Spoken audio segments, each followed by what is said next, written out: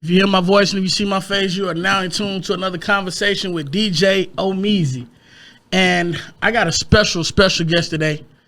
Like, if you're trying to be anywhere near this music game, the music industry, you need to pay full attention.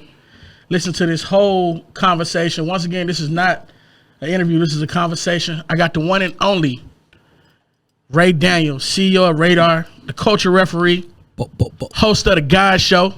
It's not a podcast. It's a show. Yeah, I didn't want to put podcast in front of it. Yeah, man, everybody got a podcast, you know. But my dog got a show. It's limiting. Yeah. Don't limit yourself. For sure. How you doing today, brother? I'm amazing, man. Let's get it. Man, it's an honor to have you. You know, you've been really blessing me lately, man. You gave me a big opportunity. We're going to get in that a little later on in the conversation. But for those who don't know, tell me about Ray Daniels. Tell me about the start of Ray Daniels. I just want to get that out the way first. Well, my name has been Raymond up until I was like 20 years old, and then my cousin started calling me Ray. Okay. So I guess you started Ray Daniels is around I was like 2021. I was a loser, and my addiction was always women, and you know.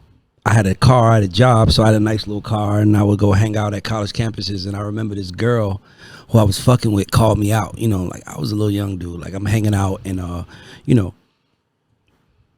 you catching some on the campus, and you going back to the dorm rooms, and then the next day you catching something else.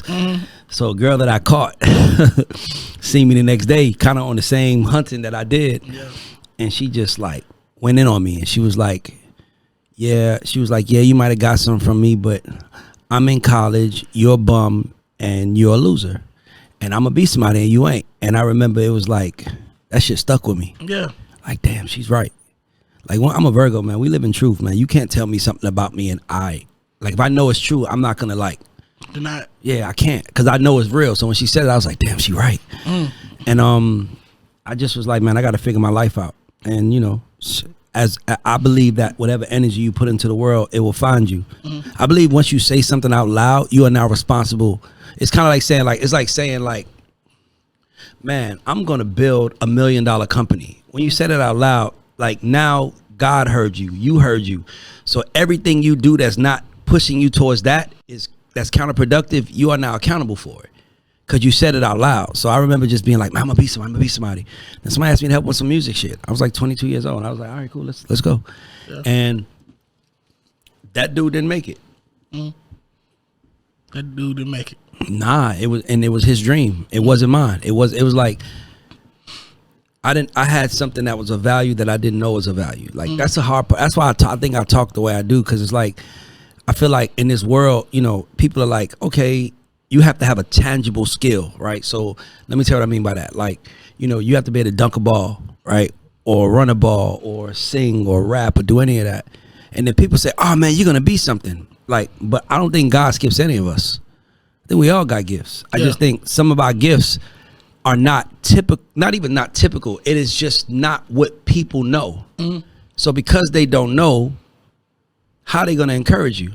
So it's like, you know, like, so for me, it was just like I had a dream. I mean, I had talent, and I was, because I'm writing a book right now, and I was talking to my writer, and as I was telling her, I was like, because you know, she's like, we got this book we're doing, but she wanted to kind of introduce me in the beginning, and she was asking me all these questions. She was like, so what made you get in the music business, and what was you passionate about? I was like, I wasn't. Even now, I really think I'm more passionate about sports than I am music. Really? Yeah, I love sports. Team, right? In the basketball. Knicks. Okay. Yeah, I got a $60,000 basketball court in my house. New York Knicks basketball court in my house. You hear that? Yeah, I'll show you. I'll send you a picture so you can show it. But yeah, we're gonna pop that up. Yeah, I built the Knicks court with my name on it. But I was more interested in sports. But you know, imagine if somebody told me when I was 14, you know, man, you could be a sports agent. Like, wow, that shit didn't even dawn on me. It was like, oh, I'm gonna be a basketball player. It's like my son want to be a basketball player. He loves it. He's like in all these classes, and I'm like, yo, son, he's 14. I'm like, yo, why don't you start a podcast? And talking about sports. And he was like, what? It was like, for him, it was like, yeah, that would be cool. That's what I made my friends do anyway. I'm like, yeah, let me help you organize it. Yeah. Like, dog, if somebody said, Ray, this is what you're good at, you can do more, bro, I probably would be way different. My life would probably be way different because, like I said, somebody asked me to help with music. I was like 21, 22. Like, so I'm like, I done lapped so many other people, but that's because I finally had something that I saw I could do. Sure. But in the world I lived in, it's like, if I can't rap or if I can't sing or if I can't play basketball or something, then what I'm supposed to do? That's why I honestly, and not to like go on a rant, but you good. But I hate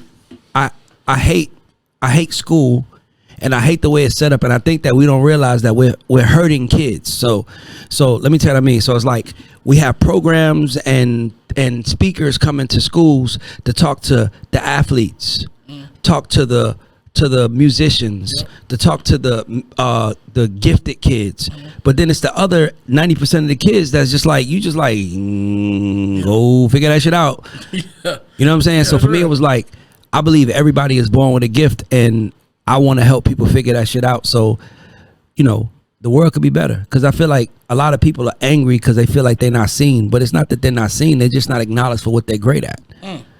So for me, it's like, shit, most humans are unhappy because they feel unseen. I'm like, bro, like, you can be so much more, and I just want to spread that word. That's really what I'm doing.